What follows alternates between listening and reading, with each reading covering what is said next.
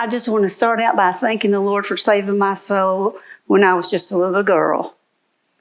I haven't always done what I should do, but He always brings me back, and He's always been with me every step of the way. Now, I did not grow up here in New Holland, but I grew up in a neighborhood that was very similar. The houses were close together, and there were roads going in all directions.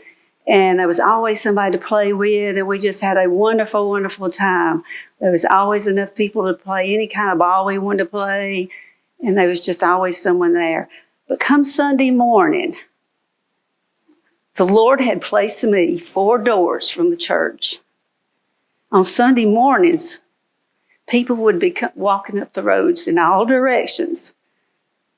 And that is such a wonderful memory of all my friends and the people in the neighborhoods walking up those roads, going to church. Now, our church did not go on mission trips, but we supported a lot of missionaries. I think up to 20 or more at one time. So as a child, they would come, I think they called it deputation. Is that what they call it when they go around to different churches? When they would come back from the field.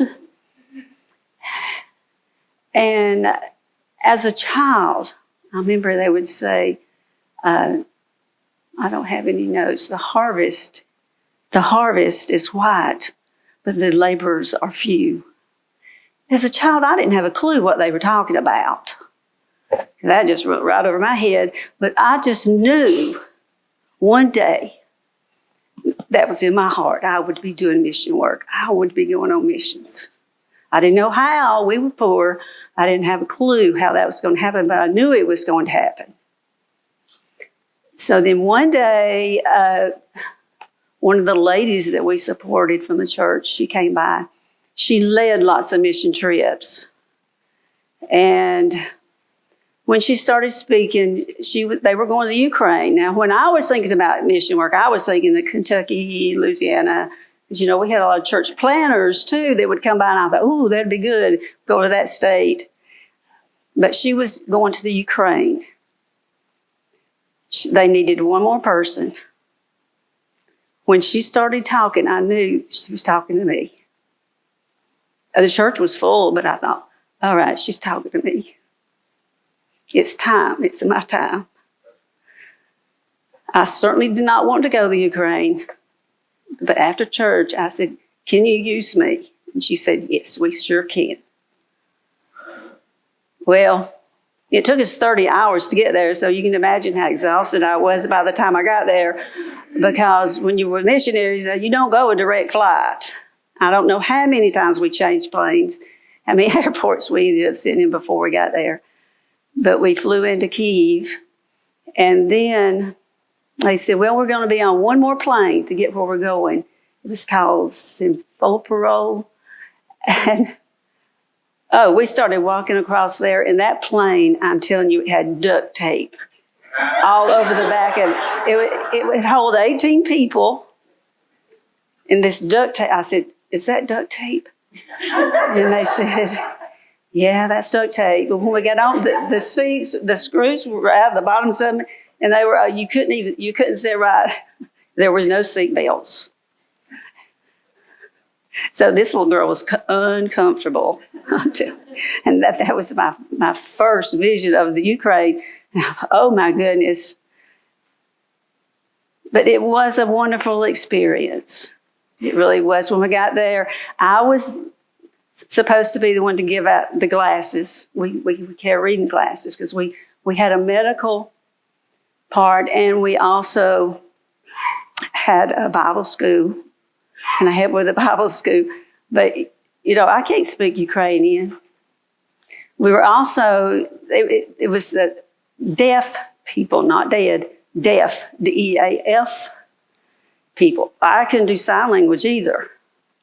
So when they'd come to me for glasses, I thought, oh, I can't talk to, what am I supposed to do? So I just pick up a pair of glasses and give them to them and look and see what kind of face they made when they put them on. And because they would make facial expressions if they couldn't see. And so they'd go, And we keep trying glasses until we got some that would work for him. So, where there's a will, there's a way. The Lord took care of that. The other thing that we did was we went out and passed out gospel tracts and Bibles. Well, most of the people there are Orthodox Muslims. So when we would, and of course there was an interpreter with me every time I did that, and they would tell them, we'd like to invite you to the Baptist church. Well, they thought the Baptist was a cult. And so they would look at it and then they would just throw it back at us. Some of them threw them on the sidewalk and we'd just go by and pick them back up. But there were some that took them. There were some that kept them.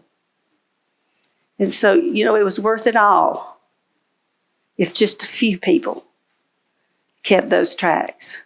Is my time up? So after that,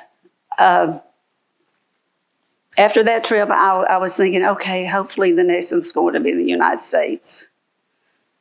And so Ken and I did go to Kentucky, but that was much later.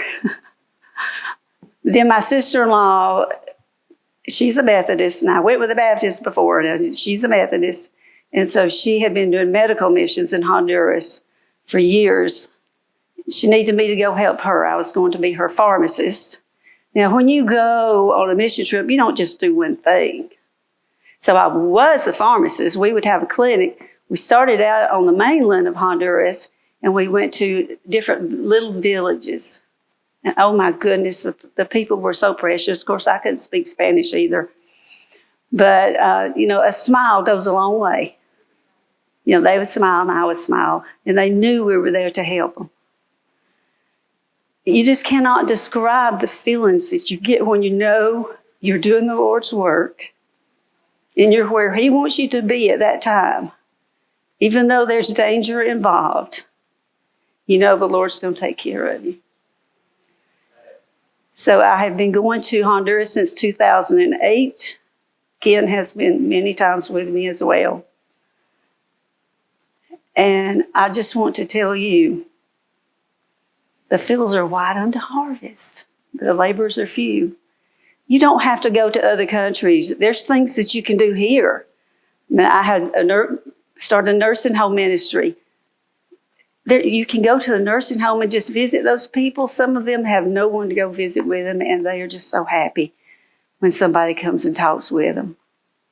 Also, I know some people here do the food ministries, and there's lots of different things out there you can do. Just think, let the Lord use you for whatever your talent is. Thank you.